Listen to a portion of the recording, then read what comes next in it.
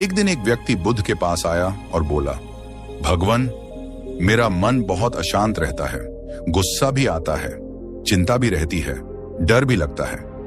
मैं मन को शांत कैसे करूं? बुद्ध ने उसकी ओर देखा और धीरे से कहा, मन शांत करना है तो सबसे पहले मन को समझना सीखो। जिसे तुम मन समझते हो वह तुम्हारे विचार हैं, और विचार कभी भी स्थिर नहीं रहते। वह बादलों की तरह आते जाते रहते हैं, लेकिन तुम बादल नहीं, तुम आसमान हो। व्यक्ति ने पूछा, तो मुझे क्या करना चाहिए? बुद्ध बोले, पहला कदम है रुकना। जिंदगी इतनी तेज चल रही है कि मन को सांस लेने का समय ही नहीं मिलता। हर रोज 5 मिनट रुक जाओ, शांत बैठो, कुछ मत करो। सिर्फ रुक जाना ही मन को आधा शांत कर देता है। फिर बुद्ध बोले, दूसरा कदम, सांस का ध्यान। सांस को आते जाते देखो, न नियंत्रित करो न पकड़ दो, सिर्फ देखो। जैसे नदी बहती है वैसे ही सांस बहती है। सांस शांत तो मन शांत। व्यक्ति ने पूछा, क्या इससे मेरे विचार बंद हो जाएंगे? बुद्ध ने कहा, विचार बंद नहीं होंगे, लेकिन कमजोर हो जाएंगे।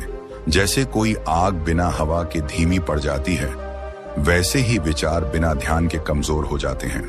बुद्ध उठे, एक कटोरा लिया और पानी से भर दिया।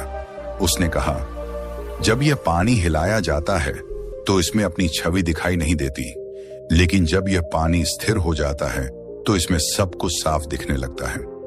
मन भी ऐसा ही है। जब तुम उसे स्थिर कर देते हो तो तुम अपनी वास्तविकता देखने लगते हो। फिर बुद्ध ने कहा, तीसरा कदम, छोड़ना सीखो। मन अशांत इसलिए होता है क्योंकि हम बातें पकड़ कर बैठे रहते हैं। गुस्सा, दुख, पुरानी बातें, लोगों के शब्द, उन्हें पकड़ कर रखने से ही मन भारी होता है। जिस दिन तुम छोड़ना सीख गए, उस दिन शांति स्वयं तुम्हारे पास आ जाएगी। व्यक्ति ने फिर पूछा, भगवान, और क्या करना चाहिए? बुद्ध बोले, चौथा कदम, करुणा। जो व्यक्ति क्रोध, ईर्ष्या और नफरत को पकड़े रहता है, उसका मन कभी शांत नहीं हो सकता। करुणा मन को हल्का कर देती है। घृणा बोझ है, करुणा स्वतंत्रता है। जिसके दिल में करुणा है वह कभी अशांत नहीं रह सकता।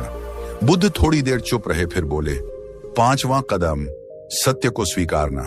अधूरी इच्छाएं, अधूरी अपेक्षाएं, लोगों से उम्मीदें, ये सब मन को उलझाती हैं। सत्य को स्वीकार कर लो।